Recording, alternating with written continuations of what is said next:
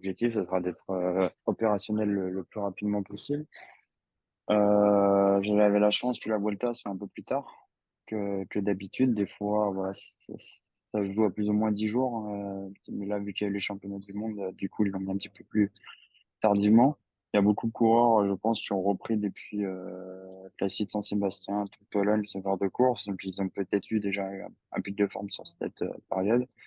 Peut-être qu'ils vont arriver un peu entamés à l'approche du Grand Tour. Et moi, j'espère pouvoir combler le manque de courses, d'entraînement que j'ai pu avoir et que la fraîcheur prenne le dessus par rapport à des coureurs qui sont entamés. Après, il y a Ça une veut dire que énorme là, densité de grimpeurs, un gros plateau, donc il va falloir trouver sa place et voilà, trouver sa place. Et pour les types AG Desert Citroën, c'était important d'avoir des coureurs grimpeurs, voilà, pour essayer de viser les étapes, voilà, de performer sur les étapes tout au long des 3 semaines. ça veut dire qu'il faut plus s'attendre à te voir en action peut-être sur la troisième semaine de course.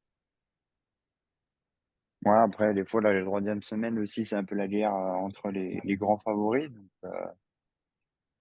voilà, je vais écouter les sensations, je vais voir, je vais laisser venir. Et puis, on a 21 étapes. Bon, il y a quelques étapes où c'était pas sur moi sur le papier. Ben, j'espère, voilà, peut-être des fois profiter d'une échappée. Peut-être que ça va marcher. Au contraire, à l'inverse, sur la fraîcheur, en fait, je vais avoir le pic de forme rapidement. Et puis, ça va peut-être être un peu dur sur la deuxième partie du Volta.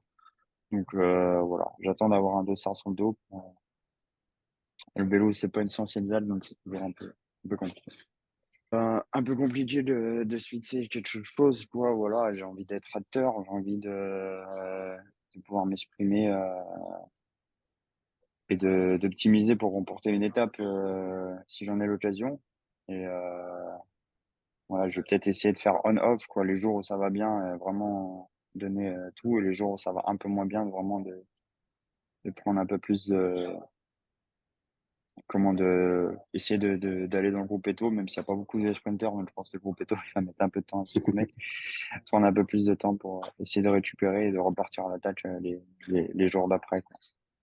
Donc voilà, l'objectif, le Graal, ça serait de remporter une victoire d'étape mais je peux pas me positionner sur un objectif, de régularité sur les 3 semaines, que ce soit un classement général ou un classement de la montagne. C'est vraiment compliqué d'ambitionner ça à l'instant T, quoi. Il y a un mois, il y a le 27 juillet, j'ai enlevé mes 2 attelles, donc c'est après 7 semaines d'immobilisation, donc le délai était très court, quoi. La victoire d'étape, c'est globalement l'objectif d'AG2R Citroën sur cette Vuelta. Ouais, clairement, on a eu la chance de remporter déjà 2 étapes sur les 2 premiers grands tours avec Aurélien Paré-Peintre et Félix Gall. Et c'est un peu, comme dirait Julien Jordi, à présent sur cette course, c'est notre ADN. On a essayé de remporter des étapes sur le classement général. Voilà, c'est de vivre des émotions. On a des coureurs enfin avec différents profils. On aura la chance d'avoir profité encore une fois de Michael Cherel en capitaine de route pour driver les troupes. Et puis voilà, on a des coureurs qui sont assez en forme. Donc on va essayer d'optimiser pour remporter une étape, quoi. Puisque tu parles de Michael Cherel, voilà, dernier grand tour. Qu'est-ce qui t'a apporté, Michael Cherel, dans ta carrière? Quels conseils il a pu te donner? Qu'est-ce qu'il représente pour toi? Bah, avec Mika, on a un petit peu couru ensemble, mais pas énormément. Mais c'est ouais, il est calme, il arrive à bien diriger les coureurs et tout, et à faire qu'on ait une bonne ambiance. Voilà, il est très fort aussi pour le positionnement au sein du peloton. Sauf que moi, c'est un peu une lacune, on va dire. Mais, mais non, mais voilà, il a beaucoup de sang-froid en fait sur le vélo qui lui permet d'avoir le timing. Il est vraiment très fort quand il faut se mettre dans un rôle d'équipier, se dévouer pour les autres, quoi. Donc voilà, à nous de faire en sorte qu'il nous mette en position pour qu'on puisse en profiter de son travail qu'on puisse profiter de ses qualités, en fait, justement. Voilà. C'est un coureur marquant d'AG2R qui va s'arrêter. Ouais, clairement, il a marqué. J'ai plus les chiffres en tête, mais je crois qu'il a fait une année dans une autre équipe, et après, il a fait tout le reste de sa carrière.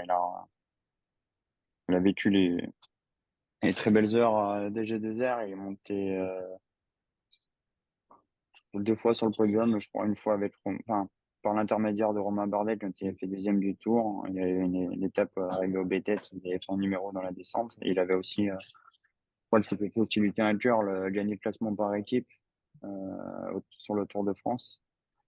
Voilà, après, malheureusement, il n'a pas réussi à remporter de course durant sa carrière, mais voilà, ça sera peut-être de plus en plus rare parce que on nous demande tous d'être performants et en même temps de faire un travail d'équipier de temps en temps, mais il faut toujours qu'on soit performant, qu'on marque des points et que ça sera compliqué dans les années futures d'avoir le même type de coureur, quoi, totalement dévoué pour ses leaders et pour son équipe.